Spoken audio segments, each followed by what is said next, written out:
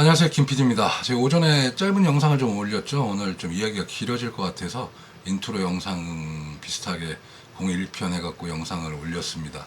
그래서 본격적으로 이제 제가 말씀을 좀 드려볼 건데요. 이제 장동혁 당대표 지도 체제가 지금 올라섰습니다. 그래서 지명직 최고위원, 사무총장, 대변인 할 것 없이 이제 당 지도부로 새롭게 구성돼야 할 상황입니다. 근데 그 전에 장동혁 당대표가 풀어야 될 숙제가 몇 가지 좀 있어요. 그것들을 먼저 짚고 난 다음에 이후에 좀 이야기를 하도록 하겠습니다. 일단 장동혁 당대표는 국민의힘에 떠오르는 스타가 됐죠. 아주 샛별 같은 스타가 됐습니다.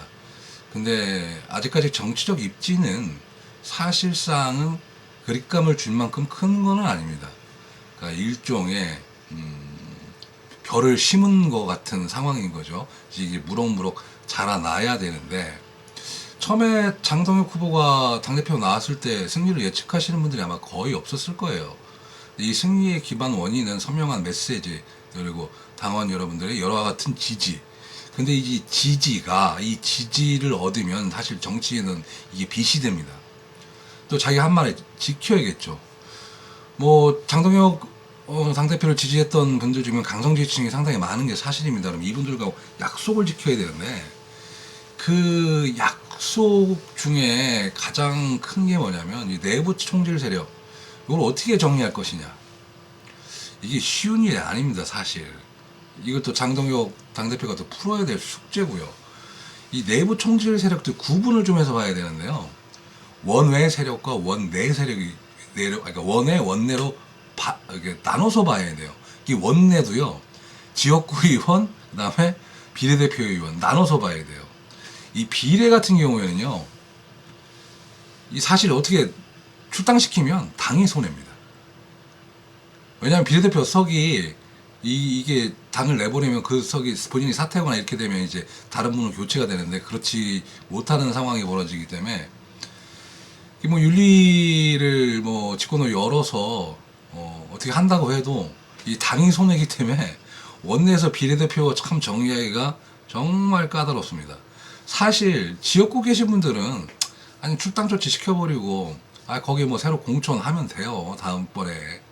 근데 이제 이 비례대표 같은 경우에는 당이 손해이기 때문에 요거는 좀 달리 봐야 됩니다. 그리고 지금 원에 계신 분들은 이분들을 다 정리할 거냐, 그건 아마 그렇게는 쉽게 하지를 못할 겁니다. 말씀드렸듯이 당대표 직권으로 올리면 되는데, 아마 그러면 상징적인 그런 내부 총질 세력에 대한 정리가 이루어질 텐데, 그게 아마 한동훈 전 대표가 될 확률이 크죠. 그 게시판 지금 문제가 또 슬슬 올라오는데, 이제 그것을 화두로 정리를 할 것이다, 이렇게 말씀들을 많이 하십니다. 근데 저는 이번 전당대 그 결과를 놓고 보면요, 이미 저는 정리가 됐다고 봐요. 한동훈 전 대표가 이제 당 내에서 어떤 그 세력화 시키기가 좀 많이 부족해 보입니다. 지금 당원의 판단이 이번에 싹 갈렸으니까요. 그래서 앞으로 좀 지켜봐야겠지만, 이 부분을 또 장동혁 당대표가 어떻게 해결을 해야 될지 지켜봐야겠지만, 아마 어떤 액션은 분명하게 있을 겁니다. 또 그렇게 해야겠죠. 본인이 이제 당원분들 약속을 했으니까요. 그리고 이제 세 번째가 뭐냐면요, 한정된 대여 투쟁 부분이에요. 저희 의석이 107명인데 과반에 못 미칩니다. 이게 웃긴 게, 이제 정청래 의원이 민주당 당대표잖아요. 이분도 상당히 강성인데, 그리고 이제 장동혁 당대표도 이제 강성으로 보지 않습니까? 근데 이 두 분이 서로 안 만난다, 이럴 수도 있겠지만, 저는 그 서로 피해보거나 서로 각 당의 강성 지지층 때문에 보지 않는다, 이거는 국가적 손실입니다. 그리고 여야가 대화를 해야 돼요. 저는 장동혁 당대표가 먼저 찾아가서 아마 그 대화의 물꼬를 틀려고 하지 않을까 싶습니다. 그게 그렇게 돼야 정상인 거고요. 그 정청래 저 사람 하여튼 저 사람이라 좀 그런데, 정청래 당대표가 본인도 강성 지지층에 대한 어떤 그런 상황 때문에 했더라고, 말을 그렇게 했다라고 하지만, 그래도 국회의원이잖아요. 그러면 어느 정도 협치를 해야겠죠. 협치를 해서 풀어야 됩니다.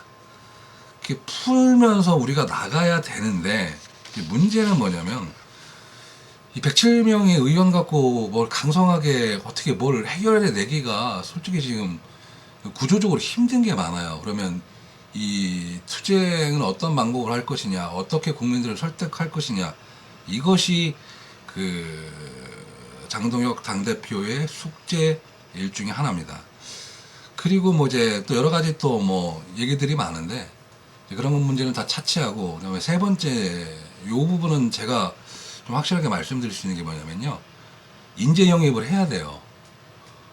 정말로 인재 영입을 해야 됩니다. 그리고 장동혁 당대표는 인재 영입에 아마 많은 생각과 공을 들일 거예요. 그게 왜 그러냐면, 사무총장 하실 때 제가 그 대전에서 윤소식 유성갑 캠프에서 공보 담당으로 제가 일을 했습니다. 이제 그때 뭐 사무총장 하실 때 바쁘죠. 하루에 뭐 전화 2, 300통씩 들어올 텐데, 그래도 이제 제가 전화 드리면 바로는 못 받으셔도 이렇게 전화 오시고 그때 좀 나눴던 내용들이 있고, 또 왜 그러셨냐면 또 대전에 대한 애착이 강하세요. 그리고 또 유성갑 지역구가 본인이 또 나오셨던 데라 나름대로 좀 이제 신경을 많이 쓰셨죠. 그때 뭐 통화했던 뭐 내용들은 뭐 제가 일일이 말씀드릴 수는 없지만, 이제 그 이후에 이제 선거 다 정리되고 나서 이제 보령에 가서 제가 잠깐 뵙고 이런저런 얘기 나눈 그런 일이 있었는데, 그때 했던 말씀이 뭐냐면, 이게 뭔가를 확 그 인재풀을 바꾸고 싶어도 사람이 없다는 거예요. 사람이. 아니 누군가 뭐가 정리가 되고 들어가면 사람이 그 자리에 가야 되잖아요.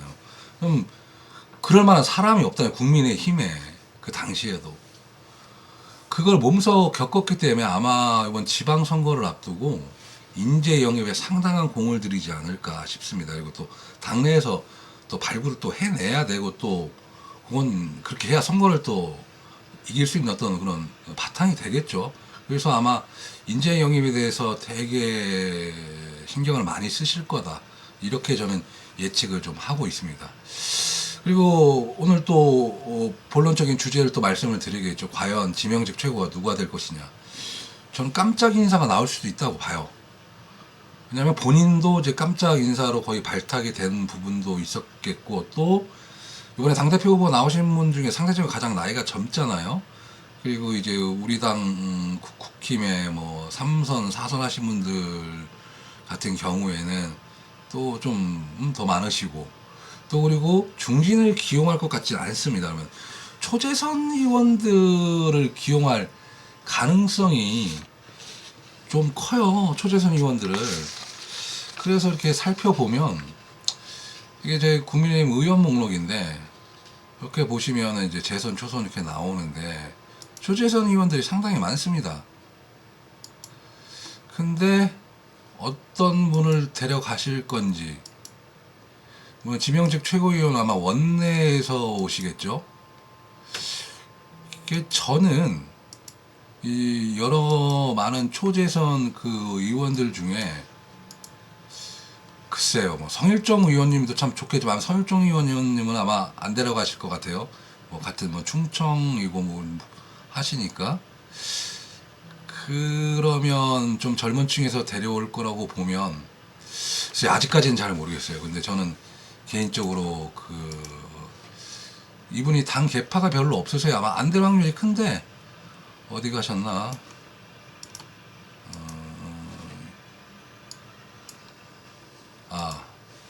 유영원 의원. 저는 좀 이분을 좀 지명직 최고로 한번 써보시면 어떨까 싶어요.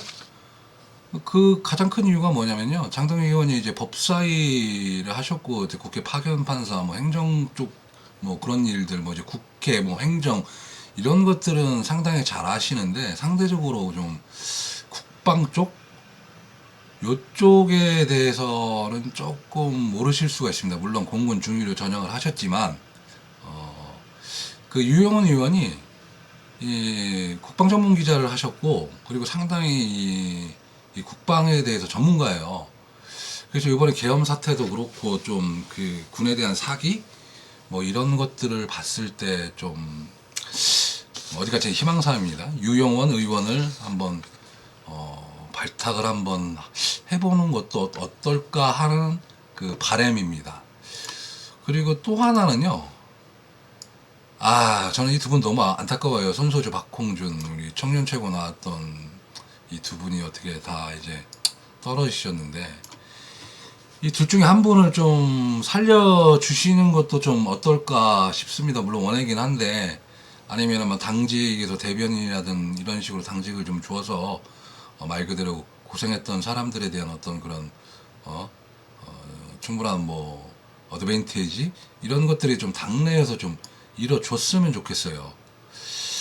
그래서 이 두 분들 중에 한 분을 좀 가셨으면 좋겠는데, 될지 안 될지는 저도 잘 모르겠습니다. 다시 국회로 와서 뭐 여러분들을 찾아보면은 뭐 유영은 의원도 뭐 제 바람이고요. 어디까지나 뭐 그렇긴 한데 그렇습니다.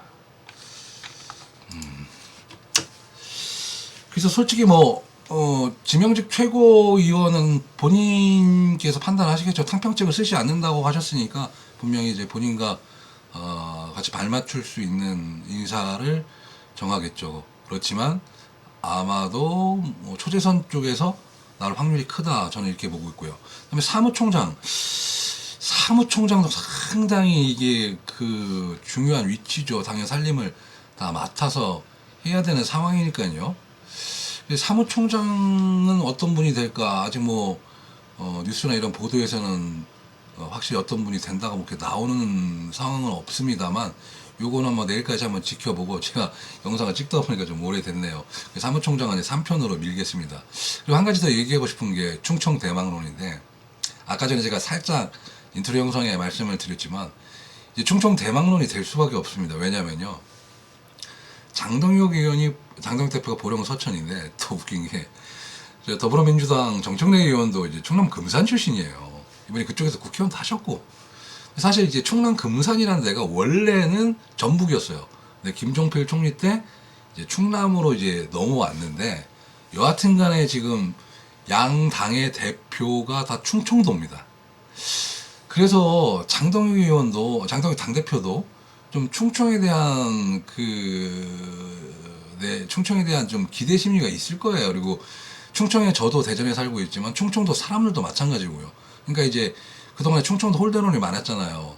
그러다 보니까 충청에 대해서 어느 정도 신경을 쓸 거고, 또 여당 당대표도 이 충청이다 보니까 아무래도 이제 충청 대망론이 자연스럽게 어떻게 나올 것 같습니다. 어떻게 그 양쪽 여당 야당 당대표가 충청 분들이 이렇게 된 일은 참 우연의 일치인데, 그래서 머지않아 충청 대망론이 정말로 현실화되는 어떤 그런 상황이 올 수 있을 것 같습니다. 만약에 그렇게 된다면 가정을 해보면 되게 재밌을 것 같아요. 이제 어떻게 오늘 영상을 찍다 보니까 지금 10분이 넘어갔는데, 제가 웬만하면 10분 안으로 끝내려고 하거든요. 그래서 사무총장에 대한 이야기는 이제 3편에서 한번 달아보도록 하겠습니다. 또 내일 되면 여러 가지 이야기들이 나오겠죠. 그래서 정리를 하자면 뭐 지명직 최고위원 같은 게 제 바람인데, 뭐 유영원 의원 뭐 한번 생각해봐도 괜찮지 않을까 싶기도 하고, 그리고 또 뭐 손소주나 박홍준 그 청년 최고했던 후보 좀 살았으면 좋겠습니다. 이상으로 제가 바람을 말씀드렸고요. 여러분도 좀 한번 고민들 한번 해보시고 댓글을 달아주시면 감사하겠습니다. 오늘 방송 이걸로 마치도록 하겠습니다. 감사합니다.